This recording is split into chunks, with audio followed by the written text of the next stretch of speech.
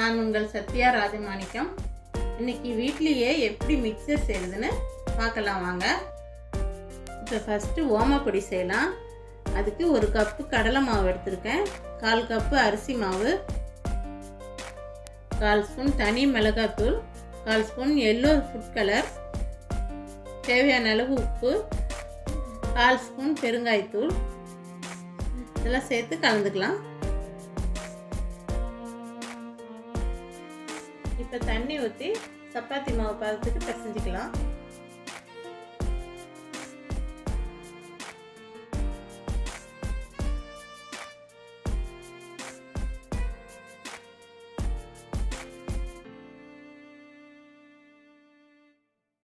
இப்போ மாவு நல்லா பிசைஞ்சாச்சு.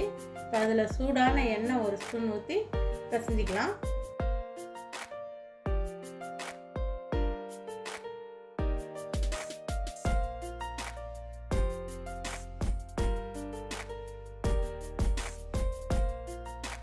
இப்போ மாவு பாருங்கள், இந்த பதத்துக்கு இருக்கணும்.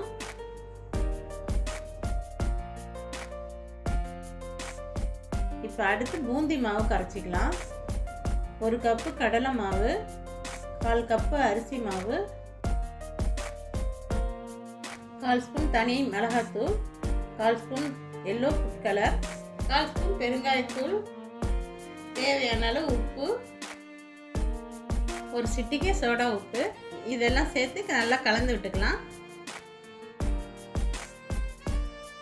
இப்போ இதில் தண்ணி ஊற்றி தோசை மாவு பார்த்துக்கு கட்டி இல்லாமல் நல்லா கரைச்சி எடுத்துக்கலாம்.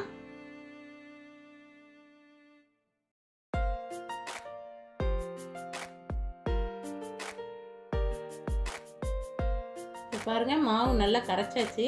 இந்த பதத்துக்கு இருக்கணும். இப்போ அடுத்து மிக்சருக்கு வறுக்க வேண்டிய பொருள்லாம் வறுத்து எடுத்துக்கலாம். இப்போ ஒரு கடாயில் எண்ணெய் 1 ஸ்பூன் ஊற்றி அவல் பொரி 200 கிராம் எடுத்திருக்கேன். அதில் 1/4 ஸ்பூன் மஞ்சத்தூள் போட்டு கொஞ்சம் நல்லா வறுத்து எடுத்துக்கலாம். அப்போ தான் மிக்சரில் கலக்கிறப்ப நமுத்து போகாத கிறிஸ்பாக இருக்கும்.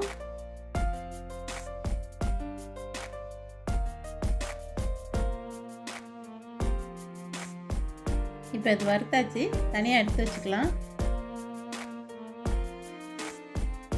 இப்போ அடுத்து 200 கிராம் பொட்டுக்கடலை, மஞ்சத்தூள் எண்ணெயும் சேர்த்து வறுத்து எடுத்துக்கலாம்.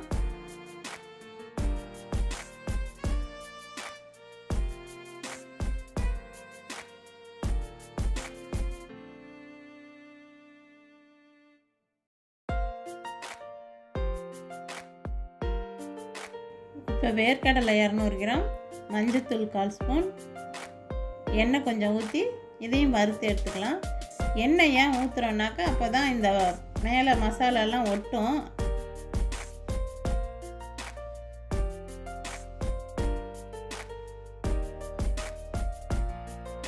இப்போ எண்ணெய் சூடாயிடுச்சு.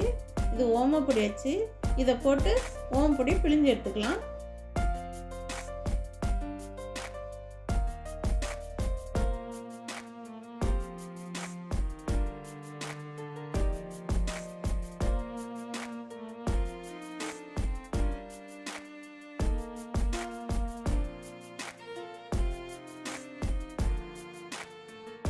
இதை திருப்பி போட்டுக்கலாம். இது 2 நிமிஷத்தில் வெந்துடும்.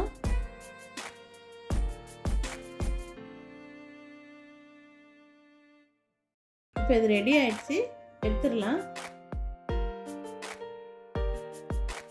இப்போ அடுத்து பூந்தி செய்யலாம்.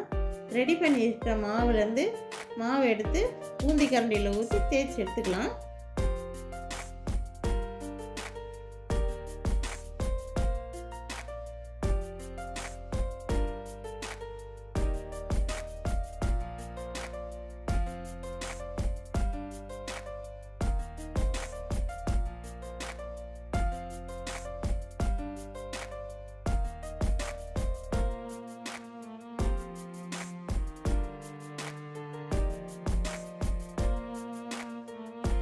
இப்போ பூந்தி பாருங்கள், நல்லா முத்து முத்தாக வந்திருக்கு. இப்போ இது நல்லா கிறிஸ்பாயிடுச்சு, எடுத்துடலாம்.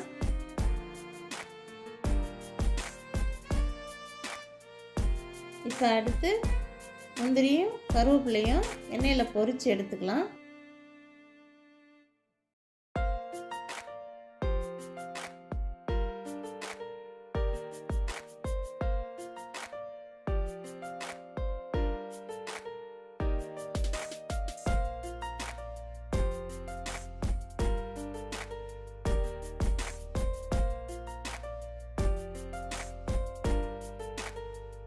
இப்போ இதெல்லாம் ரெடி பண்ணியாச்சு. 5 நிமிஷம் சூடாக இருக்கட்டும்.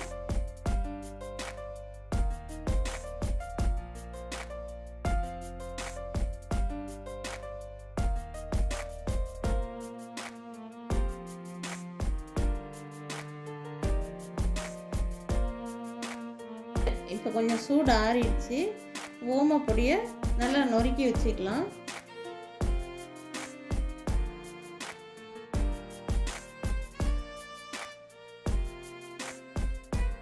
இப்போ இதில் 1 ஸ்பூன் தனி மிளகாத்தூள்,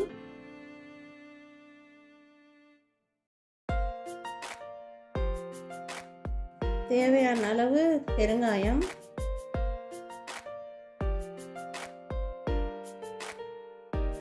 தேவையான அளவு உப்பு சேர்த்துக்கலாம்.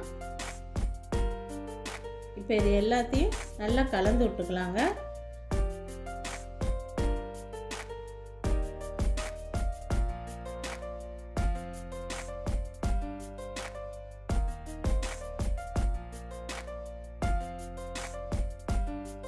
காரசாரமான மிக்சர் ரெடி ஆயிடுச்சுங்க.